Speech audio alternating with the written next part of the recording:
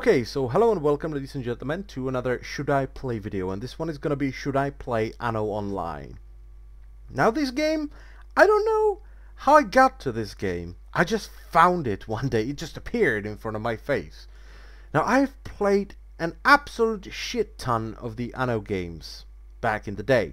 And for those of you who don't know what the Anno series is all about, it's basically a series of, I would call it, kind of like a building and diplomacy games where you settle on an island, you progress through certain stages, you unlock buildings, you build farms and lumberjacks and houses, and you have to satisfy certain needs of your citizens in order for them to progress. And you can trade with other settlements on other islands, or you can attack them and stuff like that. So it's just a lot of fun. I would not say it's addictive. I would say it's compelling, okay? I don't like the word addictive. Addictive sounds horrible. Compelling is much better. And this game has been eating my life like a boss. Okay, as I've said, I've played a lot of Anno games, and they're insanely compelling to me, okay? I like the fact that you are limited to a certain space on an island, and you have to be efficient, but you also want your island to look good. So you kind of have to combine, you have to make compromises between making it really efficient and making it look cool. And this game just sort of appeared, and I always thought to myself when I was playing the Anno games, like, this game would be absolutely amazing online. And I started thinking about it, and when I found this game, I realized that this is what I've been thinking about all the time. It's exactly the same. Okay, they stripped some stuff from the original Anno games, like you don't need tools anymore, you only have money, lumber, and stone. That's what you build with. Now, so the tools are gone. You have to allow houses to progress through different stages one by one and stuff like that. So there's some changes, but generally overall this game is really good. I like it. I absolutely love the concept. It's really good that I don't have to basically play the game, wait for resources. If I'm done, if I've spent all the resources I currently have, I can just close the browser window and it will keep collecting resources, so you don't have to run it in the background like I did with the normal Anno games, and it's pretty good. Now, the one really big disclaimer is that this is a browser-based game and it does not run very well at the moment, okay? The frame rate is not very good. At the moment I have 24, 26, 24, 25 FPS with fraps running, and it's not much better without fraps, okay? My PC is not that bad, but this game does not run that well. But is that really a disclaimer though, I have to say? Because it's a building game. It might be annoying if you're deleting something and it's not smooth, and if you're moving somewhere and it's jerky and stuff like that. But most of the time you're just gonna be sitting down like this, thinking to yourself, now I've made something cool. This doesn't count, by the way. This is just efficiency, and it's not done. I have to finish it. Now I'm gonna go through kinda like the online components. So there is of course a chat, and there is a friend list, there are guilds. So this is the AI friend that the game gives you, for people like me who don't have any friends and are really sad bastards. You can visit them, you can apply boost, which I'll talk about later. So this is the Mpc Town. It's pretty awesome, and here you can see the jerkiness, okay? If you're zooming like this and you're moving around, the FPS will drop sort of to like 15-ish FPS. Sometimes it goes even lower. So you can kind of visit your friend's city, and you can help him via certain boosts that you can make, and you can trade with them and all this good stuff. Now there is, as you can see, a currency in the game. You get the currency by leveling up, which is a good way to do it, or you can buy it with real life money. Now, you get quests like you did in Anno 18, which one was it? I don't remember. Doesn't matter. You get quests, you get XP from them, you get certain items, like the citizens might be like, oh, would you like to build, or we would like you to build 2 more houses. You do so and you get, some cloth or you get a bit of lumber or stone. You also get XP. Every time you level up, you get the currency, so you don't have to buy anything. Okay, you can kind of speed the process of leveling up or actually building your city by buying the currency and then buying certain items. And let's return home, and then let's talk about the in-game shop. So this is the in-game shop. You can buy a lot of things. You can buy money, as you can see, 49 gems will give you 10,000.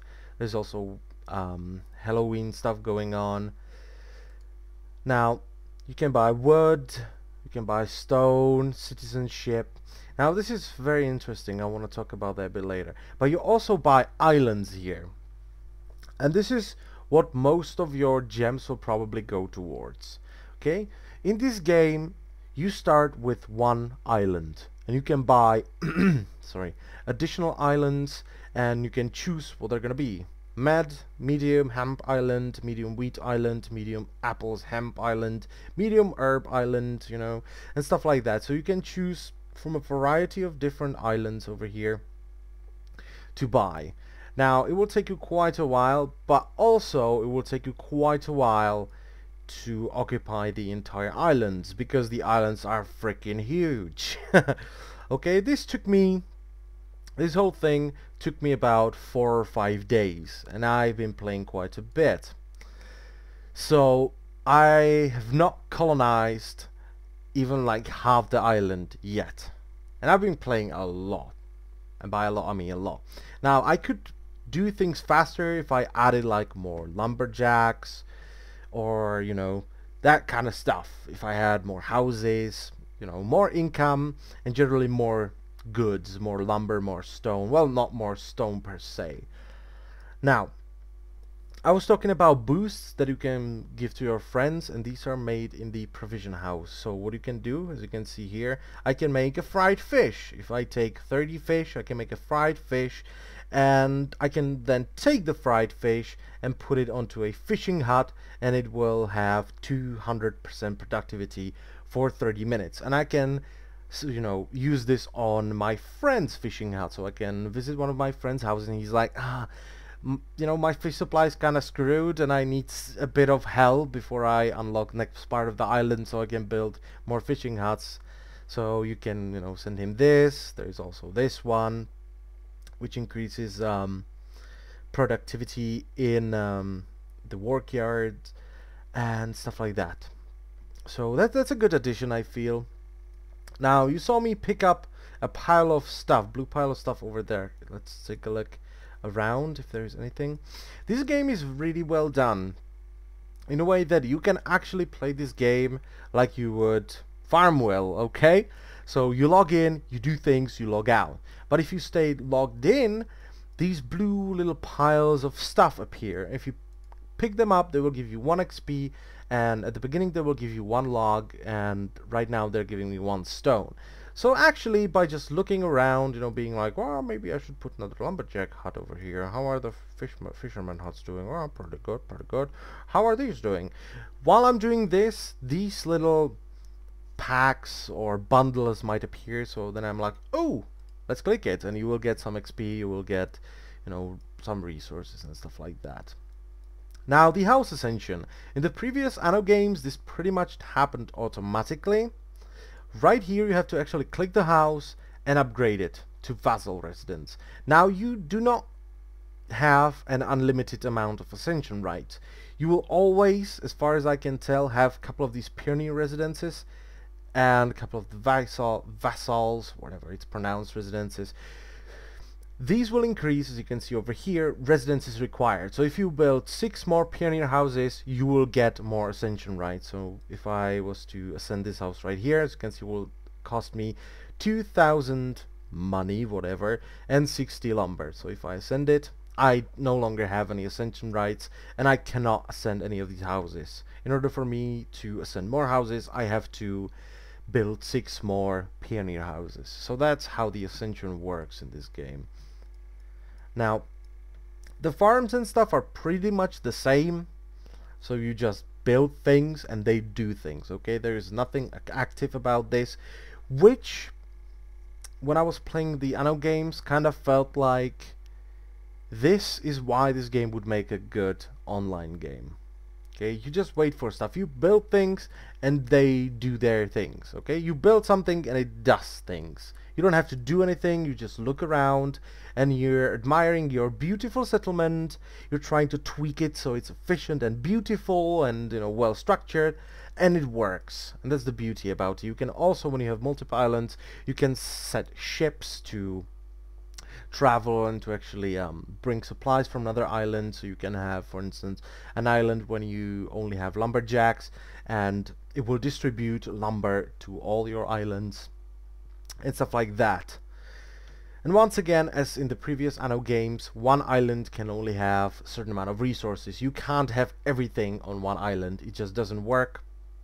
And it wouldn't be as much fun, okay? Setting up the ships to patrol from an island to an island, you know, bringing you resources and all this stuff is a nice amount of fun. Now, the building menu is, you know, pretty standard. You progress as your settlements get bigger, you get different items. So at the moment I have the peony residence, the dirt road, distribution house, warehouse, which you can only build one, you know, the stone road, which will allow the carts to move faster, but it's also a lot more expensive. It costs 5 stone per one road in this game, which is fairly expensive, and you will run out of stone relatively fast. As you can see, my roads are kind of patchwork at the moment. I'm just trying to put it down there. There you see there's the bundle. So let's pick them up. 2, 3, 4. If you press the space bar, there's the see-through mode. You can pick it up over there. So these are the bundles, you know, you get a bit of XP and resources. So these are the buildings. There is a treasury which allows you to have more money. One time, I think when you start, you're allowed to have 100,000 money, or, you know, the currency. Provision house, that's this, builds the stuff. Naval engineer enables the construction of more powerful ship items and stuff. This I don't have this. I'm required to have 900 vassals, whatever. Building, you know, it's lumberjack and Manson's workshop. Then you have the fisherman's hut, of course, wheat farm, mill, and the bakery. Drinks, we have goat farm for milk, and apple farm, so I can make cider. Then clothing, and, you know, marketplaces, small marketplace, big marketplace, carpenter's workshop and chapel and stuff like that. So this game, generally overall, if you like the Anno games, I would recommend this game to you. Okay, I'm a big Anno fan and I'm just loving this game. I can't get enough of it. As you can see, there's a new quest. Visit a friendly island and apply production boost to any workyard. And if I do so, I will get 2.1k coins, I will get 200 experience, and I will get 4 stone. So you can either accept these or discard them. There's a lot more stuff. Currently there's a Halloween event going on, so there's this, you know, ghost pirate ship, and if you give them stuff, they give you these black beans, or whatever they're called, black beans. I don't know what they're used for, but, you know, never hurts. Can't hurt to have them, right? So I'm feeding those bastards all of my resources. But yeah, this game, amazingly compelling. Okay, I'm enjoying it quite a bit. Pay to win, does that really matter with a game like this? I don't think so. I don't think the actual shop is bad.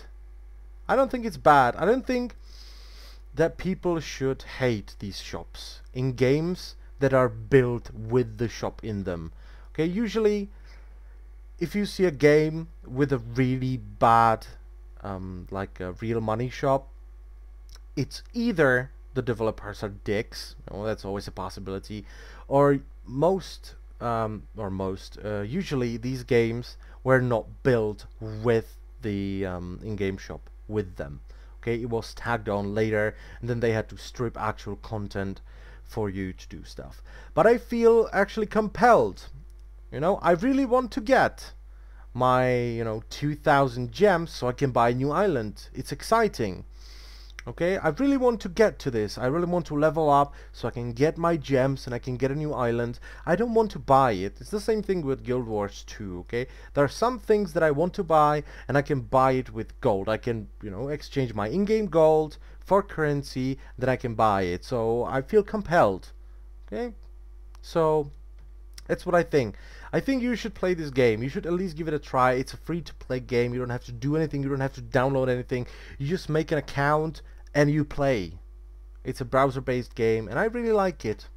So if you're a fan of the Anno games, or even if you're not, and if you think that this game would be good, give it a try. Okay? You can always stop playing because it's a free-to-play game. You won't miss any money. But anyway, thank you all for watching, and I will see you next time. Bye bye.